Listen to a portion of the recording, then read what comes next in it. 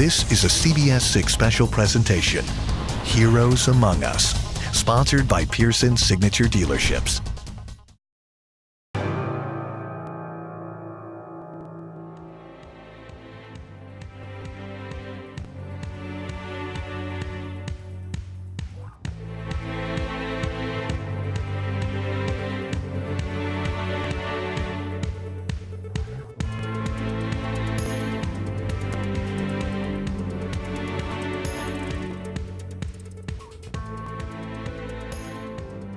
Good evening, I'm Greg McQuaid. I join you tonight from Richmond's historic Canal Walk downtown, once the site of a great waterway connecting east and west, and tonight it will serve as a link between the stories of the people of Central Virginia, men, women, and children who have all done remarkable things, making them heroes among us.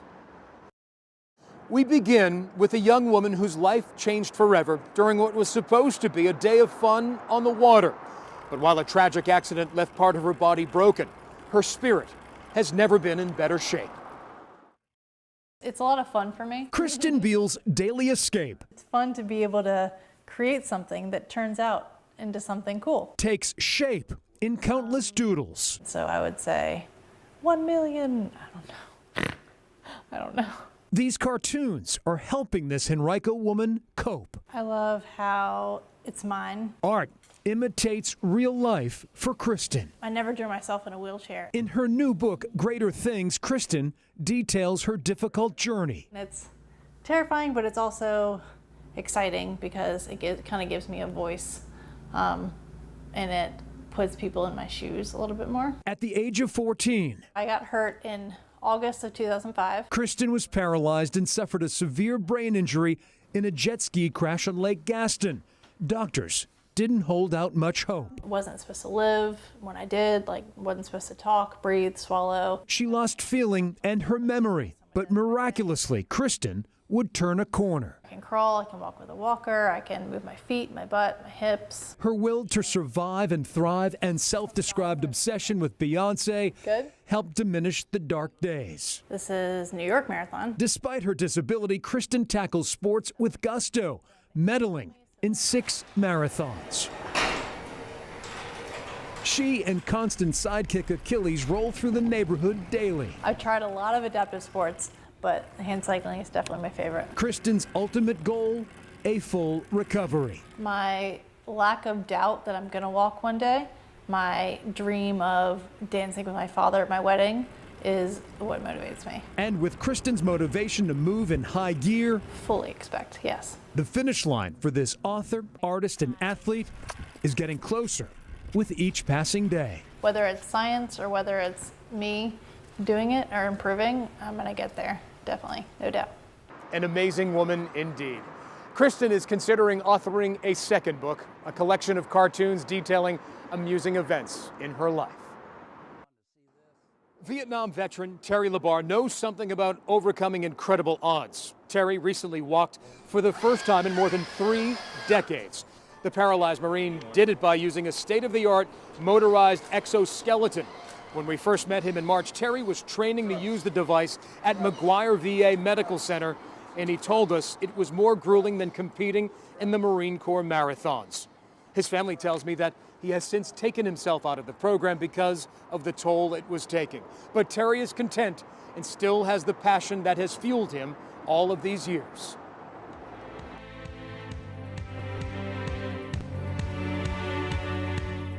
Few people realize that Richmond's historic canal system was the brainchild of one of the country's greatest military leaders, George Washington. Now, more than 230 years later, there is a ship that bears the name of another American president, the USS Dwight D. Eisenhower, which calls Virginia home. Recently, photojournalist Brad Wilson and I were invited on board the mighty Ike to see what life was like above and below decks for a new generation of heroes. Right full rudder, aye, sir. Honestly, when I joined the Navy, I had no idea what I was in store for. Keith Smith never thought he would be standing at the helm. You can feel it rocking a lot, so you'll actually hear it as well. The waves crashing up against the ship. This sailor isn't steering just any ship. The course that we are studying on now is 277. The USS Dwight D. Eisenhower, one of the military's most impressive vessels. A Navy cargo plane whisks us from Naval Station Norfolk to the Ike, moving through choppy seas off the coast of Florida. 5,000 crew members call the Virginia-based carrier home. On board, a sea of humanity, helos, and jets. They always say, keep your head on a swivel. That's what we say. So it's very, very important, especially moving aircraft. Aviation bosun's mate Kristen Snyder directs traffic in the ship's cavernous hangar. I come up at 7 p.m. and then I work till 7 a.m. Slow down, okay? Slow down. Her colleagues watching every hand signal. Very, very tight quarters down here. Parking the massive machines Inches. with precision. It's rewarding when you see the outcome. I made it there, it's safe, I didn't hit anything, everybody's safe, 10 fingers, 10 toes. During this training exercise, a never-ending booming ballet unfolds on the flight deck,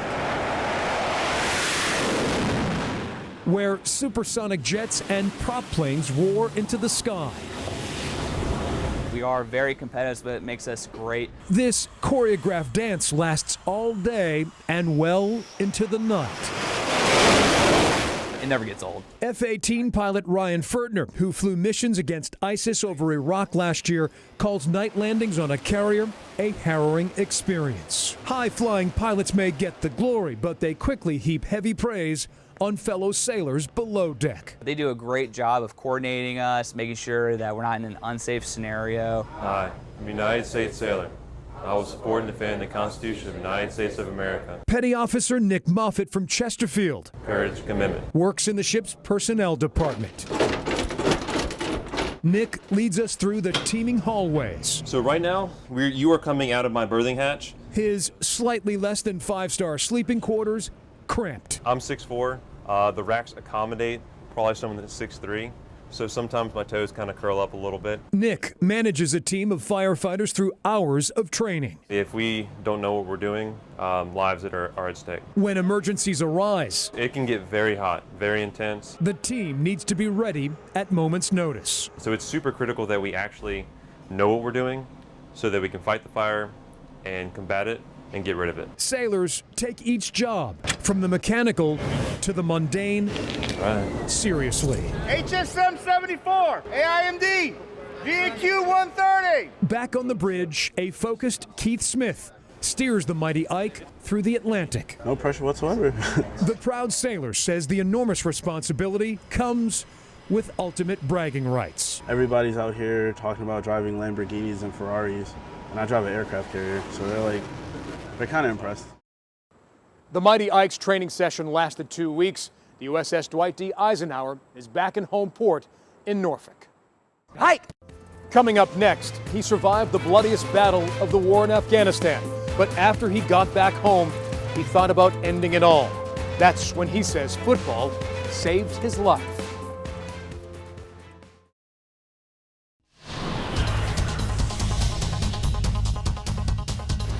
Welcome back. He left home to join the Army and travel overseas. Daniel Rodriguez became a decorated war hero serving in both Iraq and Afghanistan. But when he returned home, a different fight began, a battle he nearly lost. That's when football saved his life. Whether inside the lines or out, Right here. the field defines Daniel Rodriguez. All right. The Stafford native is leading athletes in his first ever youth training camp. Oh, baby. People are always like, man, you're really good with kids. I was like, well, it's probably because I'm just a big kid. His boys are listening. Just because you drop the pass or you fall down or something, he always like, good job, you tried your best. Ike! Rigorous drills sharpen the skills. Go, go, go. Daniel should know. The fast and fit 29-year-old once played special teams for the powerhouse Clemson Tigers. Daniel was even signed by the St. Louis Rams. But Daniel's toughest test did not unfold on a football field. It was intense. You know, it was on October 3rd of 2009. Army veteran Daniel Rodriguez's life nearly ended on a battlefield.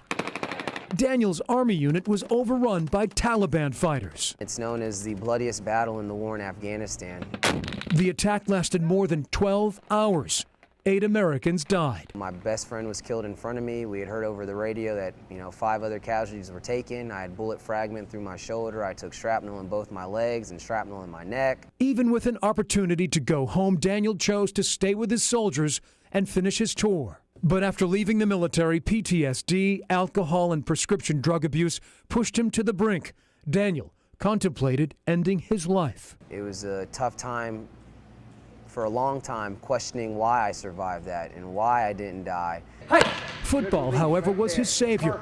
His college and pro experiences fueled his desire to live. I still have that fuse inside me that burns, but now I want that fuse to burn for something good. Now a motivational speaker and author, Daniel is sharing his story. Did everybody get one? With young players. These kids came out here and gave me their all, and I want them to look at me and say, I gave them their all.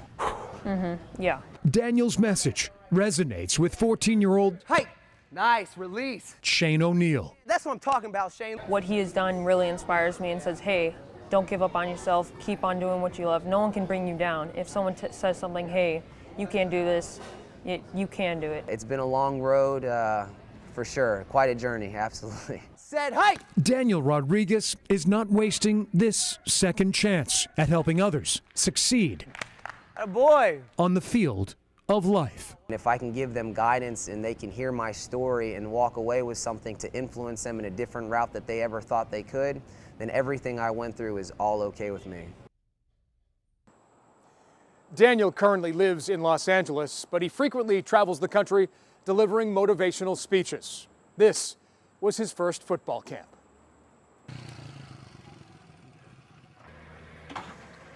Imagine escaping from a war-torn country when you're just a child. It would be understandable if you never wanted to look back. But a young woman who now calls Central Virginia home has not only made the most of her new life in America, she's now turning her attention to helping those who still live in the danger zone. The purpose of education you just received is not to serve yourself, but to serve your community, your nation, and your world. As a child, Oksana Sultan could only dream of standing here. I'm a diligent worker. I work really, really hard. The 21-year-old commencement speaker who lives in Chesterfield has come a long way from her native Afghanistan. I really embrace everything that I'm given. I take nothing for granted. Oksana, the youngest in her family of 5, immigrated to the United States when she was 10. I could not live in peace in Afghanistan because of the war, and I didn't have opportunities, so we moved to the United States. In her family, earning an education is a top priority. My friends, our world is changing faster than ever before. The VCU graduate with a degree in criminal justice has big plans and an even bigger heart. I've always been passionate about helping people. When she was just 15, she founded Enhancing Children's Living. Oksana's nonprofit helps underprivileged students near and far. Really, really far. It doesn't matter how big or how small, you can make a difference. Thank you, Oksana. ECL's reach stretches from Richmond to Haiti, all the way back to her homeland. Coming from that background, this is something that I've always been passionate about, to reach out to those that are less fortunate than I am. Simple items, Oksana says, like school supplies and shoes, leave an everlasting impact. It's undescribable. It is an amazing feeling knowing that you can make a difference in someone's life. The aspiring human rights lawyer also tutors at Carver Elementary and the Juvenile Detention Center. I just want to contribute in our judicial system in positive ways. In this political climate where immigration and refugees remain front and center, Oksana wants to remind people what newcomers can offer. A refugee can be an accomplished student, a class president, and a future lawyer, a humanitarian. Oksana Sultan remains forever grateful for her chance to stand before her graduating class and at the doorstep of the American dream. I wouldn't have the opportunities that I have in here if I was living in Afghanistan. I would not be able to freely go to school and become a commencement speaker and do all these wonderful things that I'm doing. So I'm very thankful to this country. Now that she has graduated, Oksana is making plans for the future of her organization. She, of course, wants to see it keep growing to the level of a charity like UNICEF. Coming up next, from the James River to the mighty Mississippi, a young Richmond man is paddling the entire length of America's most famous waterway. But while others have done it before, his journey takes a special kind of courage.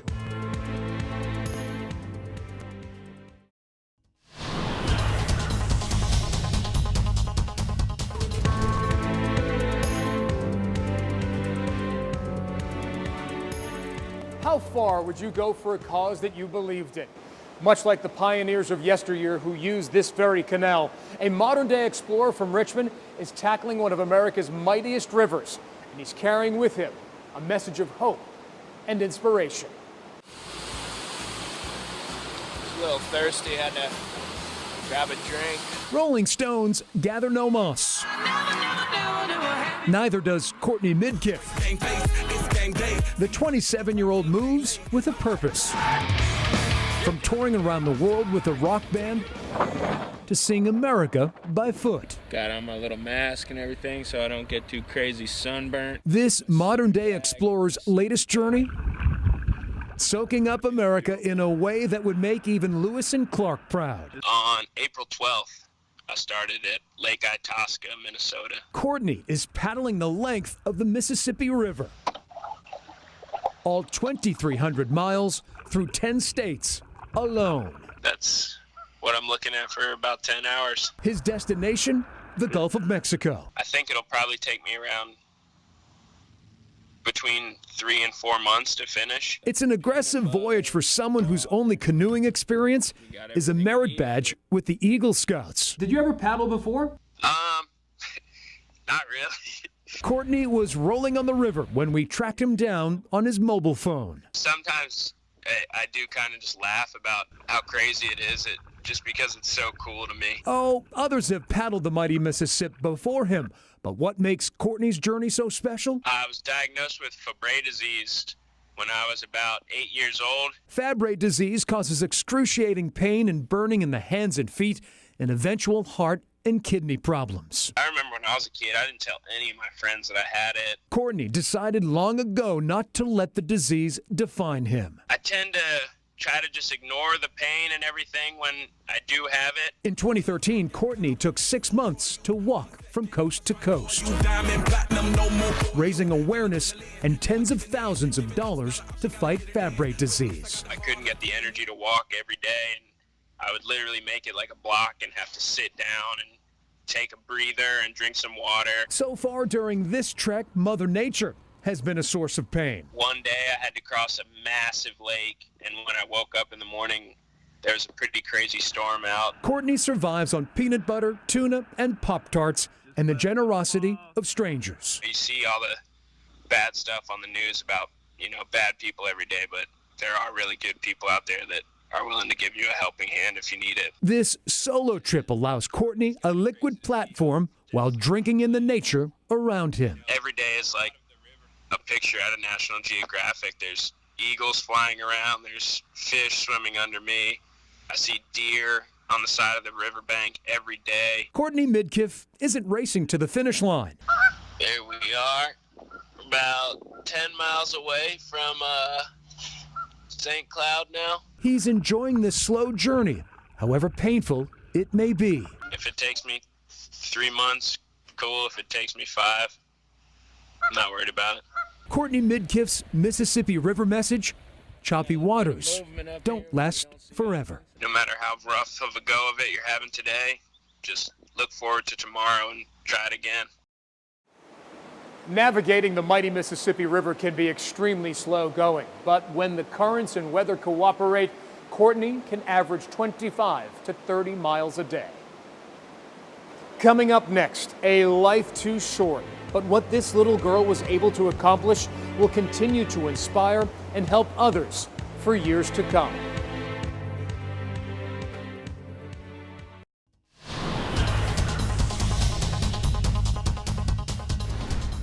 Many heroes are taken from us before their time. A young Chesterfield girl lost her battle with cancer 2 years ago, but she accomplished more in her 4 short years than most people do living to old age. And as you will see, the legacy left behind by Virginia Rose continues to blossom. Okay, so it has to be here somewhere. Healing comes in all shapes and sizes. The Vandermark family should know. Toys and games bring much-needed joy to this family from Chesterfield. Brothers RJ and Sam, parents Jennifer and Jonathan, Rock, paper, scissors, shoot. are still coping with a big loss. It's been difficult. Daughter Virginia Rose lost her months-long battle with cancer in December of 2015. That's us playing guitar at St. Jude. The 4-year-old touched countless hearts during her short life. That's what RJ tells everyone. My sister's in heaven. And I miss her, but we'll see her again. Even through her darkest of days, her parents say Virginia Rose, that was her wishing for Rosebud, was thinking of others. Virginia Rose would share her toys with other sick children in the hospital. The generosity of this little girl is still impacting the lives of strangers. Before she passed, Virginia Rose and her family started collecting and packing donated playthings for boys and girls. Basically, we just want to make sure that the families know that they're never alone. Boxes of Love was born. Virginia taught me to be a better person. She taught me how to love deeper, how to help others more. 2 years after her passing, Boxes of Love is growing. And just for that 30 minutes when they're opening that box and their face lights up, they can be a kid again. Tears are falling down my face. Grief, though, is never far away. And it just comes at you in waves, you know? You think you're doing good, and then all of a sudden something triggers a memory, and you're just like, oh man, she's really gone. Well, you already fixed them. More than 200 boxes have been delivered to hospital wards caring for children like Virginia Rose. In the midst of chemo and blood transfusions and prognosis and doctor visit after doctor visit saying they're not going to make it, they had joy, they had love. Jennifer and Jonathan say a part of their little daughter, oh, unicorn. Virginia loved unicorns, goes into each package. Those are some of my favorite videos of her at St. Jude building these boxes. And Virginia used to love to put the stickers on the outside of the box. The Vandermarks hope the boxes provide an escape for ailing boys and girls when they need it the most. Virginia Rose, she sends the boxes. Virginia Rose, we know about her. And just to see that ripple effect and that love that just continues to spread to this day, it makes me honored to be her dad. One day.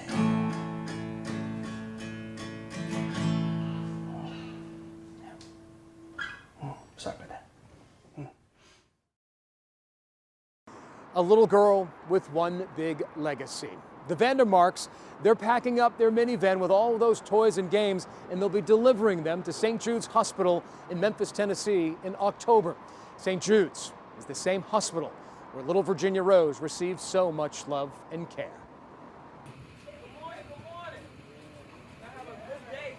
From financial salvation to morning motivation, Zenobia Bay has made it her mission to help Richmonders young and old.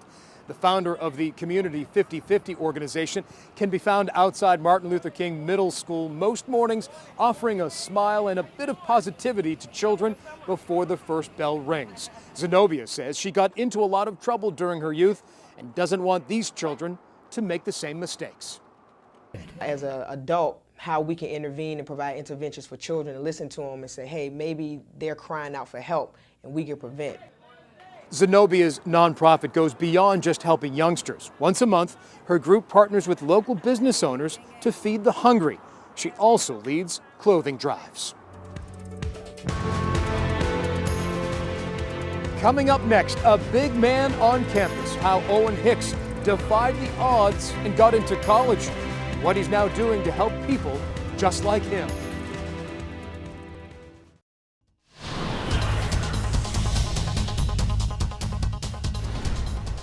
Welcome back. Getting into a good college is tough. Succeeding there is even tougher. But a young Henrico man has been leaping over obstacles all of his life. So it's really no surprise to see him filling his head with knowledge, all while keeping a song in his heart. Oh, say can you see? No one is more prepared for the 4th of July Was so proudly we hailed than Owen Hicks, I sing about anything, basically. spreading his patriotism through lyrics. But when his vocal cords are resting, Yeah. Owen sings the praises of others, especially people with disabilities. I will be there if they need me or if they need help. No matter where I go, I'll always be there for those people. James Owen Hicks.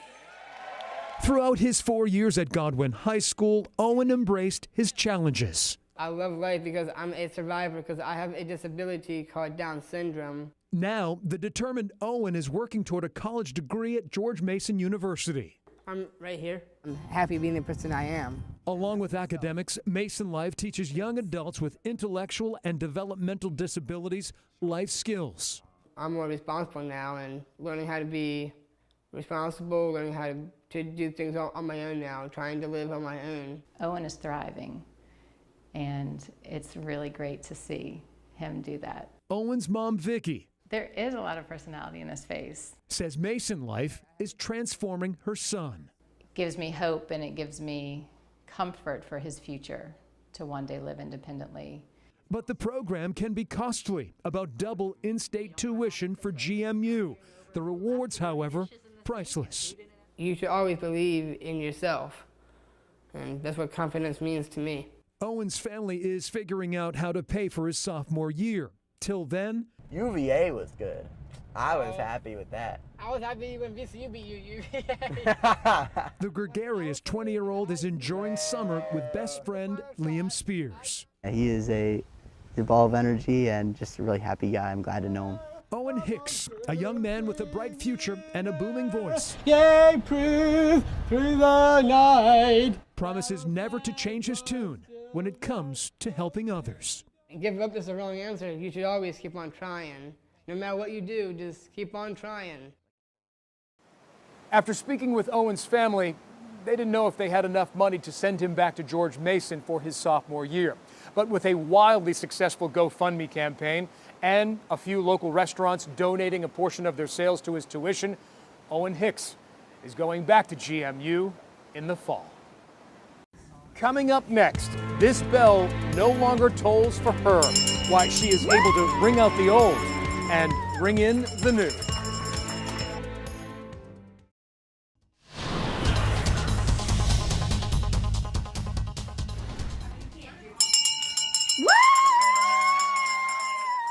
Ringing the bell. That is Casey Arbogast announcing to the world that she is cancer-free and has had her last chemo treatment. Last winter, during her senior year of high school, the young Hopewell woman was diagnosed with Hodgkin's lymphoma, but she did not let it keep her from becoming her school's salutatorian. Casey now attends Richard Bland College. Do you know a hero among us? I want to meet them. Visit WTVR.com, click the Heroes link, and fill out the form to nominate your hero. Or you can send me an email at heroes@WTVR.com. A heartfelt thank you to all of the people who shared their stories with us here on CBS 6. May your courage and bravery serve as a blueprint for us all. I'm Greg McQuaid, reporting from the Canal Walk in downtown Richmond. Thanks for watching.